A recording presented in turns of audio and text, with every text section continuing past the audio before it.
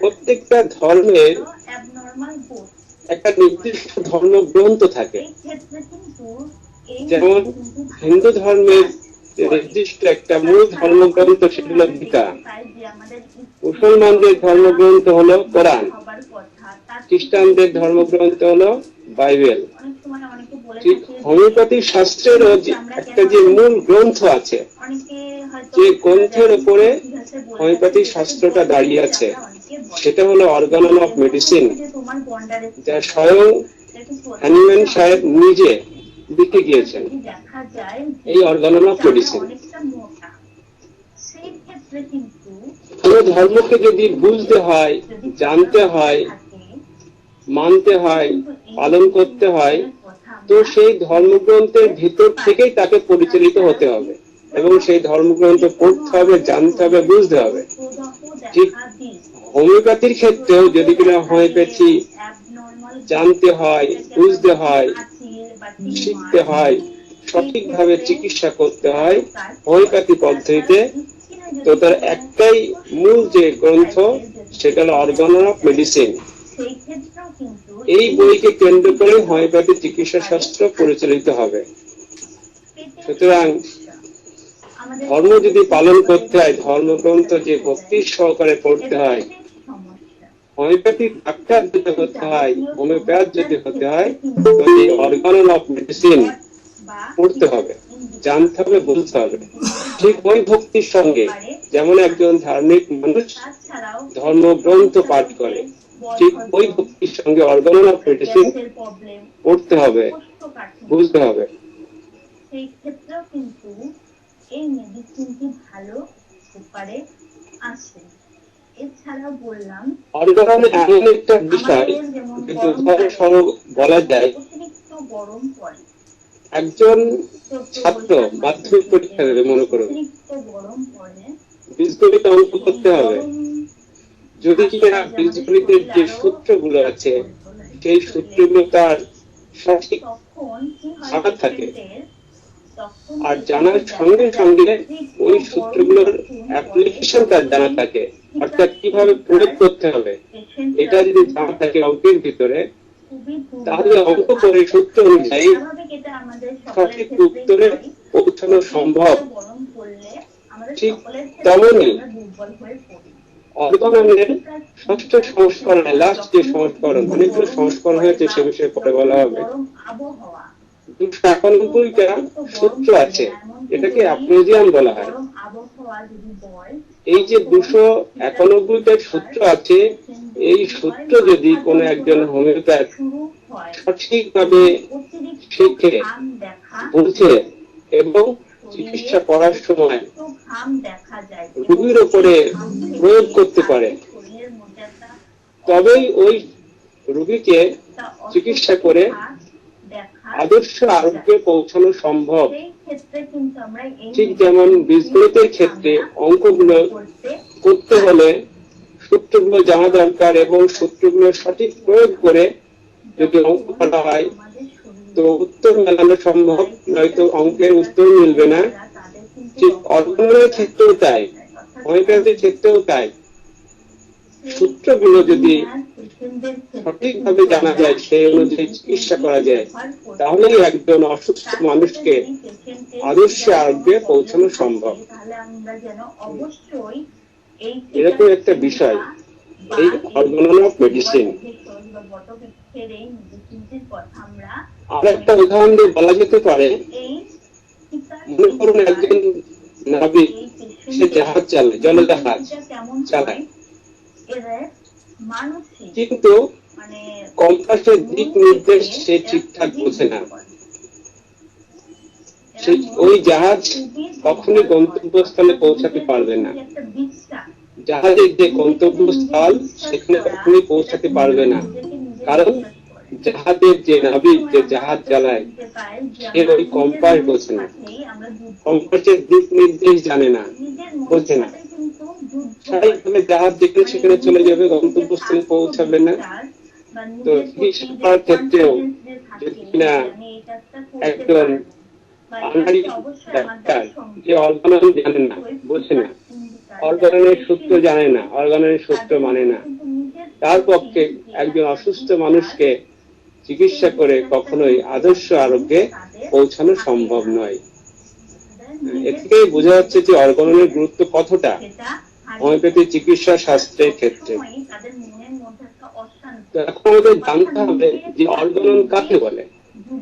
অর্গানের গুরুত্ব তো বুঝতে পারছি যে অর্গানের অনেক গুরুত্ব আছে হোমিওপ্যাথি চিকিৎসা শাস্ত্রের ক্ষেত্রে।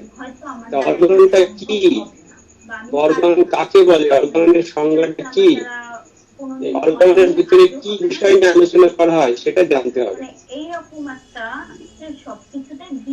অর্গানন এমন একটা বিষয় সেখানে হোমিওপ্যাথি চিকিৎসা শাস্ত্র যে মূল নীতির উপর ভিত্তি করে দাঁড়িয়ে আছে, সেই নীতিটা অর্গাননের ভিতরে বিস্তারিত বর্ণনা করা আছে। হোমিওপ্যাথি চিকিৎসা শাস্ত্রের মূল নীতিটা কি সেটা অর্গাননের ভিতরে বর্ণনা করা আছে।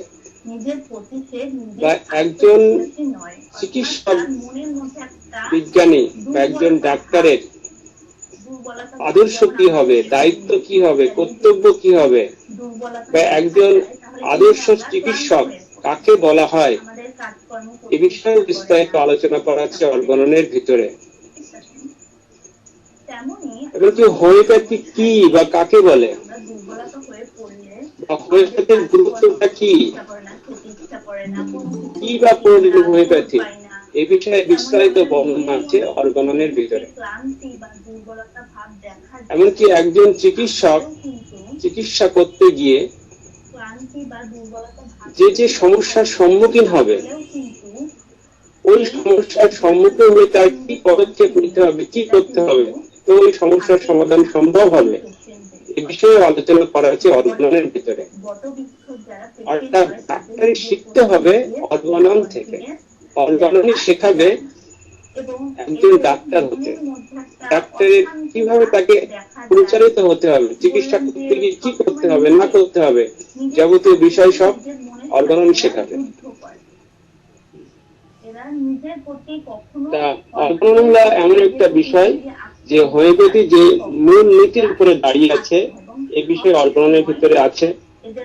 এখন এই মূল নীতিটা কি সেটা যখন অর্গাননের অ্যাক্রোজিয়াম ধরে ধরে পড়ানো হবে, তখন সেগুলো বিস্তারিত আলোচনা করা হবে।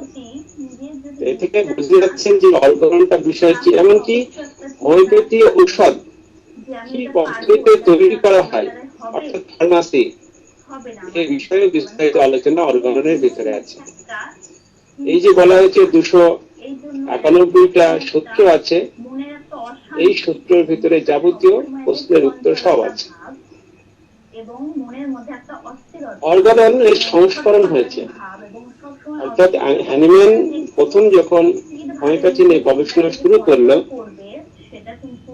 গবেষণা শুরু করার একটা নির্দিষ্ট সময় পরে তিনি পত্র পত্রিকায় বিভিন্ন লেখাপত্র প্রকাশ করতে, এরকম কিছু লেখা প্রকাশিত হওয়ার পরে অবশেষে তিনি 1810 খ্রিস্টাব্দে অর্গাননের প্রথম সংস্করণ প্রকাশ করেন।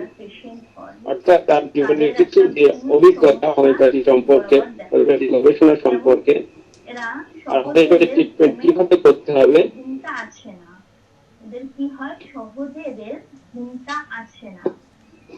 এসব সম্পর্কে তিনি 1810 খ্রিস্টাব্দে অর্গাননের প্রথম সংস্করণ প্রকাশ করেন। এটা মূলত জার্মান ভাষায় লেখা ছিল। হ্যানিম্যান জার্মান দেশের মানুষ, অর্গাননের প্রথম সংস্করণ লেখেন জার্মান ভাষায়। এবং এই অর্গাননের ভিতরে 271টি সূত্র ছিল। প্রথম সংস্করণ প্রকাশিত হওয়ার পর 1819 খ্রিস্টাব্দে অর্গাননের দ্বিতীয় সংস্করণ প্রকাশিত হয়। অর্থাৎ 1810 খ্রিস্টাব্দে প্রথম সংস্করণ হলো, প্রায় 9 বছর তিনি আরো হোমিওপ্যাথি নিয়ে গবেষণা করলেন, পরে হোমিওপ্যাথিতে উন্নত থেকে উন্নততর পর্যায়ে নিয়ে যাচ্ছে। তিনি প্রথম যে কথাগুলো বলেছিলেন হোমিওপ্যাথি চিকিৎসা সম্পর্কে শিক্ষাগত কিছু সংশোধন তিনি করেন। করার পর 1810 খ্রিস্টাব্দে অর্গানের দ্বিতীয় সংস্করণ প্রকাশ করেন। এটাও জার্মান লিখেছিলেন এবং সূত্র ছিল 315টি। দেখুন, প্রথম সংস্করণের সূত্র ছিল 271টি, দ্বিতীয় সংস্করণের সূত্র হয়ে যাচ্ছে 315টি। এইভাবে তিনি হোমিওপ্যাথিকে নিয়ে আরো উন্নত থেকে উন্নততর পর্যায়ে নিয়ে যাওয়ার জন্য গবেষণা করতে করতে 1824 খ্রিস্টাব্দে অর্গানের তৃতীয় সংস্করণ প্রকাশ করেন এবং তৃতীয় সংস্করণে সূত্র ছিল 317টি। এটাও জার্মান ভাষায় লেখা। তারপর 1829 খ্রিস্টাব্দে তিনি অর্গানের চতুর্থ সংস্করণ প্রকাশ করেন। আর চতুর্থ সংস্করণে অর্গানের সূত্র ছিল 292টি। জার্মান ভাষায় মূলত তিনি লিখেছিলেন, পরে সেটি ইংরেজিতে অনুবাদ হয়েছে। আর একটা গুরুত্বপূর্ণ সংস্করণ যেটা হলো পঞ্চম সংস্করণ, সেটা হ্যানিম্যান নিজেই প্রকাশ করেন 1833 খ্রিস্টাব্দে এবং সূত্র ছিল 294টি। 294টি সূত্র ছিল পঞ্চম সংস্করণে। আর এই পঞ্চম সংস্করণে তিনি দুটি বিষয় সংযোজন করেছিলেন, অত্যন্ত গুরুত্বপূর্ণ বিষয়। একটা হলো doctrine of vital force, doctrine of vital force, আর 2 নম্বর হলো ডক্ট্রিন অফ ড্রাগ ডাইনামাইজেশন। দুটি ডক্ট্রিন তিনি সংযোজন করেছিলেন, খুবই গুরুত্বপূর্ণ বিষয়। এবং এই পঞ্চম সংস্করণে তিনি মূলত গবেষণা করেছিলেন সেন্টিসিমাল পোটেন্সি নিয়ে। ওষুধের যে বিভিন্ন পোটেন্সি আছে তার ভিতরে একটা পোটেন্সি হলো সেন্টিসিমাল পোটেন্সি। তো এই সেন্টিসিমাল পোটেন্সি নিয়ে গবেষণা করে তিনি পঞ্চম সংস্করণ প্রকাশ করেন। কিন্তু যিনি গবেষক, যিনি সাধক, তিনি সামান্য নিয়ে থেমে থাকেন, আরো চেষ্টা করেছিলেন যে হোমিওপ্যাথিকে আরো কত উন্নত থেকে উন্নততর করা যায়। এইভাবে তিনি পঞ্চম সংস্করণ নিয়েই চেপে থাকেনি, তিনি জীবনের শেষ পর্যন্ত হোমিওপ্যাথি গবেষণা করেছেন এবং তিনি 1800 অর্গানের পঞ্চম সংস্করণ পরে ষষ্ঠ সংস্করণ করেছিলেন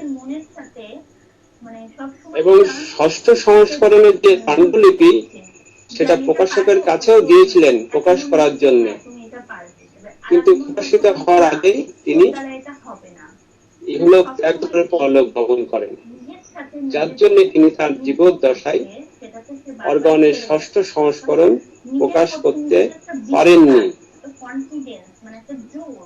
ষষ্ঠ সংস্করণ প্রকাশ বাধাপ্রাপ্ত হয়। দীর্ঘদিন ধরে ষষ্ঠ সংস্করণ প্রকাশিত হয়নি। এ বিষয়ে অনেক ইতিহাস আছে, ইতিহাসটা অনেক বড়। ষষ্ঠ সংস্করণ প্রকাশিত হতে বিলম্ব হলো কেন? অবশেষে অনেক ঘাত প্রতিঘাতের পর 1920 সালে অর্গানের ষষ্ঠ সংস্করণ প্রকাশিত হয়, তার মৃত্যুর পরে, অনেক পরে। এই যে অনেক পরে কেন হলো, এ বিষয়ে যে ইতিহাসটা আছে, দীর্ঘায়িত ইতিহাস, ও বিষয়ে পরে আলোচনা যাওয়া যাবে, এখন ওখানে যাচ্ছি না। তো এই ষষ্ঠ সংস্করণের যে গুরুত্বপূর্ণ বিষয় বেরিয়ে আসলো এবং এই সংস্করণে হ্যানিম্যান নিজেও বলে গিয়েছেন যে হোমিওপ্যাথিকে একটা প্রায় চূড়ান্ত পর্যায়ে তিনি পৌঁছে দিয়েছেন। প্রায় শব্দটা উল্লেখ করেছে, 100% পরিপূর্ণতা দান করেছেন, এ কথা তিনি বলেন, বলেছেন প্রায় পরিপূর্ণতায় পৌঁছে দিয়েছেন হোমিওপ্যাথিকে। আর এই ষষ্ঠ সংস্করণে হোমিওপ্যাথির ক্ষেত্রে যুগান্তকারী আলোড়ন সৃষ্টি হয়, সেটা হলো 50 মেডিসিনাল পোটেন্সি। অর্থাৎ হোমিওপ্যাথির ক্ষেত্রে যে ওষুধের পোটেন্সি আছে, মেডিসিনের পোটেন্সি আছে, সেটা হলো 50 মেডিসিনাল পোটেন্সি এটা ষষ্ঠ সংস্করণে তিনি প্রকাশ করেন। আর এর আগের যে সংস্করণটা ছিল পঞ্চম সংস্করণ, সেটা হলো সেন্টিসিমাল পোটেন্সি। তো সেন্টিসিমাল পোটেন্সিতে কিছু অসম্পূর্ণ তিনি লক্ষ্য করেছিলেন। ওই অসম্পূর্ণতা দূর করার জন্যই তিনি গবেষণা করতে করতে যে সিদ্ধান্তে উপনীত হয় সেটা হলো 50 মিলিসিমাল পোটেন্সি। আর এই ষষ্ঠ সংস্করণে 50 মিলিসিমাল পোটেন্সি তিনি আবিষ্কার করেন বা প্রকাশ করেন। এই সেন্টিসিমাল পোটেন্সি সম্পর্কে বিস্তারিত জানতে হবে, অর্থাৎ অর্গানের পঞ্চম সংস্করণ আর ষষ্ঠ সংস্করণে যে 50 মিলিসিমাল পোটেন্সি আছে এ বিষয়ে বিস্তারিত জানতে হবে। এই হলো অর্গানের একটা সংস্করণের সংক্ষিপ্ত ইতিহাস। অর্থাৎ হ্যানিম্যান তিনি নিজেই অর্গানকে 6 বার সংস্করণ করেছিলেন। সংস্করণ এজন্যই করেছিলেন যে হোমিওপ্যাথিকে কিভাবে উন্নত থেকে উন্নততর পর্যায়ে নিয়ে যাওয়া যায়। যাই হোক, অর্গানের বর্তমান যে অর্গানটা আমরা পড়ব মূলত সেটা হলো অর্গানের ষষ্ঠ সংস্করণ। কারণ মানুষ তো পুরোনোটাকে আঁকড়ে ধরতে চায় না, নতুনকে আঁকড়ে ধরতে চায়। তা তিনি তার গবেষণার যে সর্বশেষ সিদ্ধান্ত জানিয়ে গিয়েছেন সেটা হলো ষষ্ঠ সংস্করণে। এটাই হলো হোমিওপ্যাথির সর্বাধুনিক রূপ। আমরা এই হোমিওপ্যাথির সর্বাধুনিক রূপটাই মূলত বিশেষ করে জানব, ষষ্ঠ সংস্করণ। আর এই ষষ্ঠ সংস্করণের সূত্র আছে 291টি। এই 291টি সূত্র যদি কোনো হোমিওপ্যাথ বিস্তারিত ভাবে জানে, বোঝে, ওর ব্যাখ্যা বোঝে এবং সে যদি চিকিৎসা করে তবেই সে আদর্শ হোমিওপ্যাথ হতে পারবে, অন্যথায় নয়।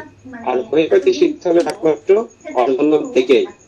আর সেটা হ্যানিম্যানের যে অর্গানন, আর হ্যানিম্যান যে ব্যাখ্যা করে গিয়েছেন ওই ব্যাখ্যাকেই কেন্দ্র করে, এর বাইরে হবে না।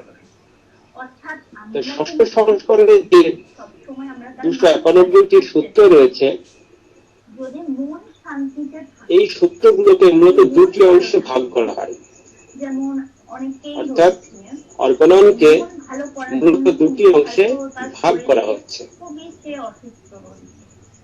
1 থেকে 71 পর্যন্ত, 1 থেকে 78 পর্যন্ত অর্গানের যে অংশটা রয়েছে এটা মূলত থিওরি, অর্থাৎ তত্ত্ব, বাংলাতে বলা হয় তত্ত্ব। এটা মূলত থিওরি। আর আমরা যারা ক্লাস করছি এখানে প্রায় সবাই উচ্চশিক্ষায় শিক্ষিত। থিওরি বিষয়টা কি সেটা আমাদের কম বেশি ধারণা আছে।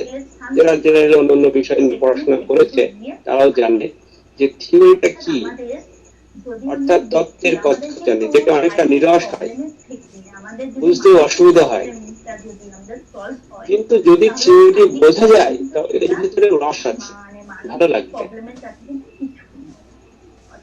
আর অর্গানের যে দ্বিতীয় অংশটা রয়েছে 72 থেকে 291 পর্যন্ত, এটা হলো প্র্যাকটিস, অর্থাৎ বাংলাতে বলা হয় ব্যবহারিক অংশ, প্র্যাকটিক্যাল।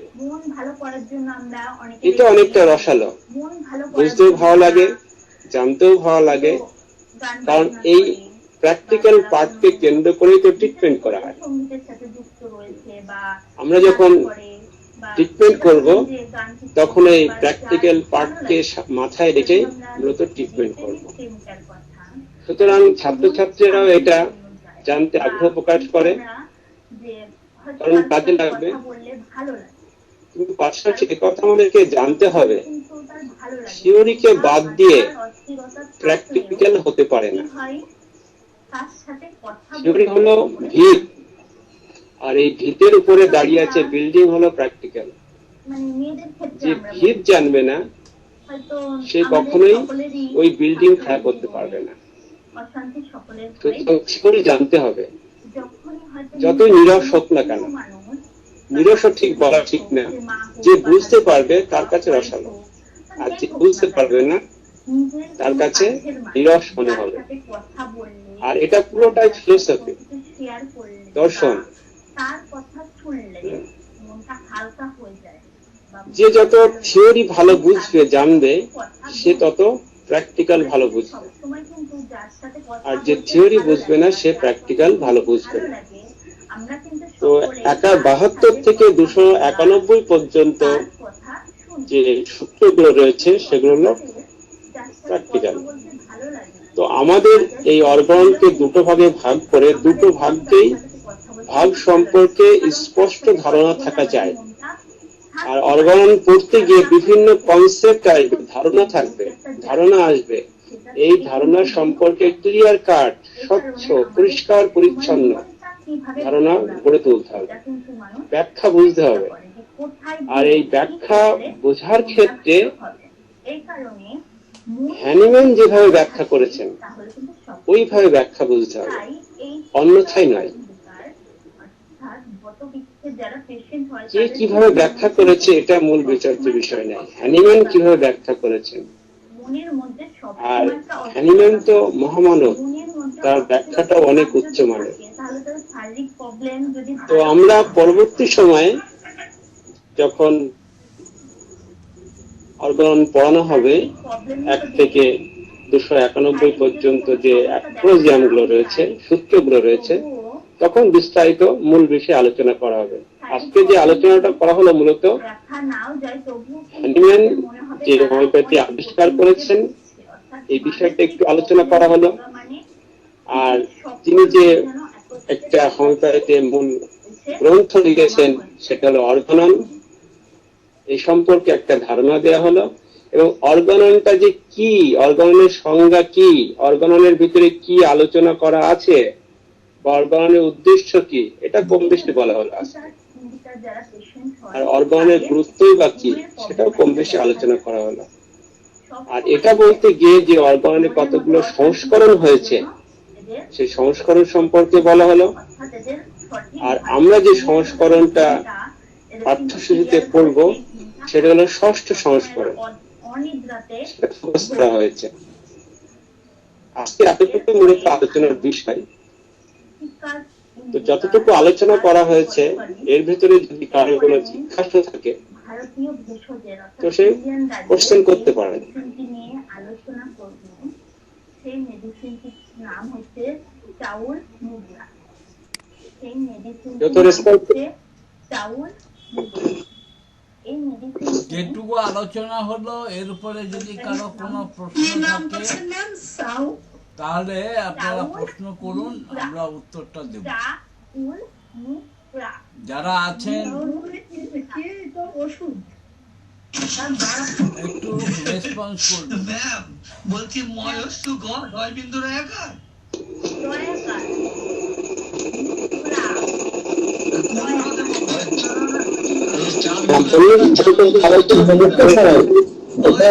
আলোচনাটা সব খুবই ভালো হয়েছে স্যার, ভালো লেগেছে। এখন স্যার প্রশ্ন নেই স্যার, এর মধ্যে কোনো প্রশ্ন নেই স্যার, তাহলে থেকে শিখতে পারি। ভালো লেগেছে স্যার, খুব ভালো লেগেছে।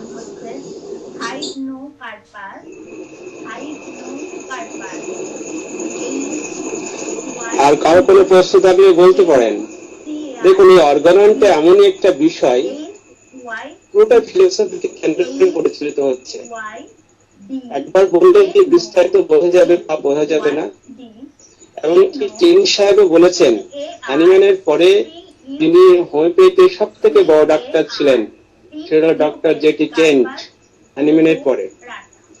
কেন্ট তো নিজে বলেছেন যে আমি যতবার অর্গানন পড়েছি ততবার অর্গাননকে আমি নতুন ভাবে জেনেছি, ওর ব্যাখ্যা নতুন ভাবে বুঝেছি। তো এমন একটা বিষয়, আমরা যে একবার শুনবো আর একবার পড়ে যাবো আর বিস্তারিত বুঝে নেবো এমন না।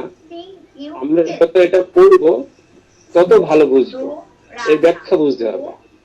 আর পড়ার ক্ষেত্রে যে 291টা অ্যাক্রোজিয়াম আছে অর্থাৎ সূত্র রয়েছে, ধারাবাহিকতার সঙ্গে পড়তে হবে। 1 থেকে 2, 3, 4, 5 এইভাবে 291। যদি কিনা পড়া যায় তাহলে সূত্রগুলো বোঝা যাবে, কারণ একটা সূত্রের সঙ্গে আরেকটা সূত্রের সম্পর্ক আছে। আর যদি কিনা খাপছাড়া পড়া হয় এক পড়া হলো, তারপর 10, তারপর 25, তারপর 75, এইভাবে করে অর্গানকে বোঝা যাবে না, কারণ একটা অ্যাপ্রোচের সঙ্গে একটা অ্যাপ্রোচের লিঙ্ক আছে। পড়তে হবে, ব্যাখ্যা বোঝার চেষ্টা করতে হবে। আর হ্যানিম্যান যেভাবে ব্যাখ্যা করেছেন ওই ব্যাখ্যা বোঝার চেষ্টা করতে হবে। এখন হ্যানিম্যান তো স্বয়ং আমাদের সামনে এসে বোঝাবেন না, কিন্তু কোন ছাত্রছাত্রী যদি এই হ্যানিম্যানের বইটাকে সামনে নিয়ে বোঝার চেষ্টা করে তাহলে সে বুঝতে পারবে। আর অর্গাননকে বাদ দিয়ে কখনো ক্লাসিক্যাল হোমিওপ্যাথি হতে পারে না। হোমিওপ্যাথির অনেক সিস্টেম বর্তমানে চলছে, কিন্তু যেটা ক্লাসিক্যাল হোমিওপ্যাথি অর্থাৎ হ্যানিম্যান যে হোমিওপ্যাথি করে গিয়েছেন, যা শিখে গিয়েছেন, ওটা ক্লাসিক্যাল হোমিওপ্যাথি। ওই ক্লাসিক্যাল যদি হোমিওপ্যাথি শিখতে হয়, জানতে হয়, বুঝতে হয়, তার 1 নম্বর যে বিষয় সেটা অর্গানন।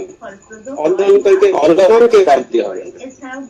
আর 291 সূত্র মাথায় রাখতে হবে।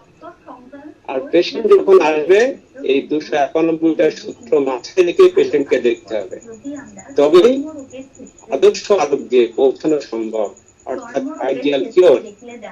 আরোগ্য অনেক রকম হয়, আরোগ্যের শ্রেণীরা আছে। একমাত্র আদর্শ আরোগ্য অর্থাৎ রোগ থেকে চিরমুক্তি দিতে পারে হোমিওপ্যাথি একমাত্র। অন্য কোনো চিকিৎসা শাস্ত্র আইডিয়াল কিওর দিতে পারে না, একমাত্র হোমিওপ্যাথি পারে আদর্শ আরোগ্য দিতে।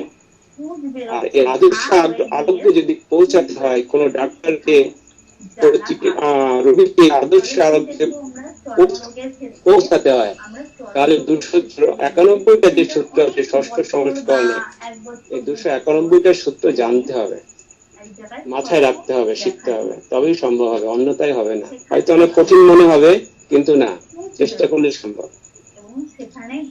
আচ্ছা, আপনারা কি কোনো কোশ্চেন করছেন না? তাহলে আজকে স্যার কি করবো? হ্যালো স্যার, বলুন। বলতাম এই ফিলোজফিক্যাল দিকটা একটু বেশি করে আলোচনা করলে ভালো হবে।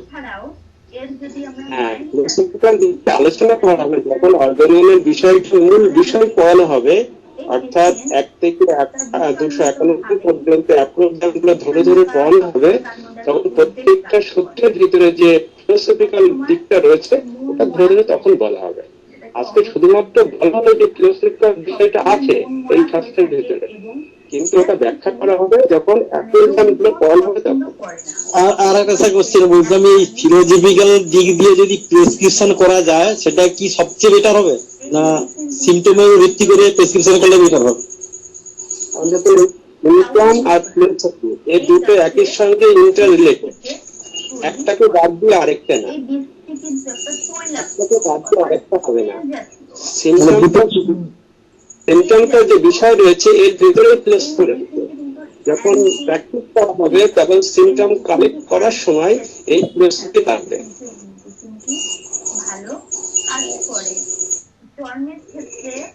বলুন, আর কোনো প্রশ্ন থাকলে।